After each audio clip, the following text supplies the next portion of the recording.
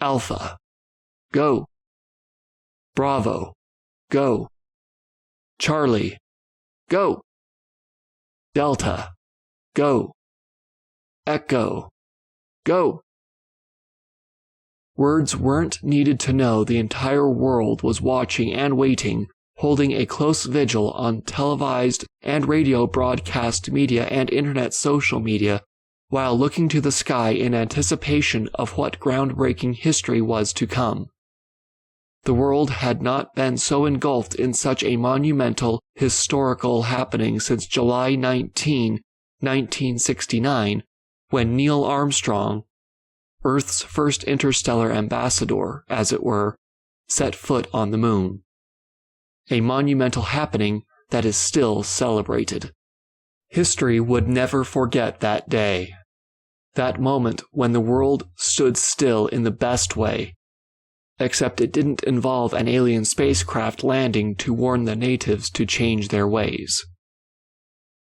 Union Intelligence Agency, Langley, Virginia. As if things weren't exciting enough, Director Alan Forrester thought silently. He had tuned the TV in his office to Channel 13 for the Union First news broadcast.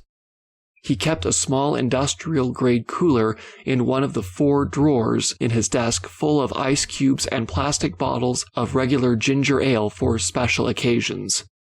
He unscrewed the top off of a chilled bottle and then poured the contents into a fine 6-ounce glass he held casually as he watched the red and white breaking news bulletin roll across this office's television monitor.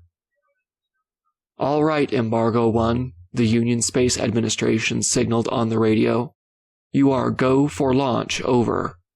The radio transmission beeped to its conclusion. The televised news anchor's voice was also being relayed over the radio. "The Union Space Administration has just given the all clear. We are receiving word now that all military escorts have just completed their final orbit patrol and are now assuming formation around the colony ships. We see the colony ships are undocking to maneuver away from their respective ports," continued the news report.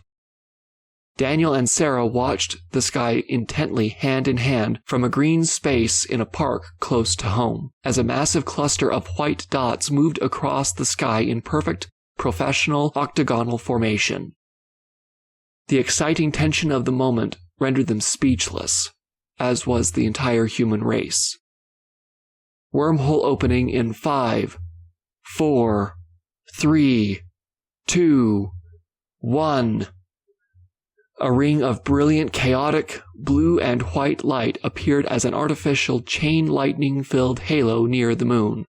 A cluster of small, bright diamond-shaped lights moved toward the wormhole at what seemed like a snail's pace from where Daniel and Sarah watched with small personal telescopes that were marketed for this event. Sarah felt Daniel's hand grasp hers tightly. She recognized the gesture and squeezed back, leaning into her boyfriend. Daniel pulled her close to him until he could feel her body heat radiating on him like he was sitting next to a facing heat lamp. USSF Artemis. "Steady as she goes," commanded the captain of the lead ship, or Alpha, as the Union Space Administration referred to it. Artemis was the largest transport, headed for Rishan 2. "Aye," the helmsman responded. "Wormhole entry in T-minus 10 seconds, and counting." The sensors officer meticulously eyed and memorized the readings filling their station's display. So far everything seemed to be going to plan.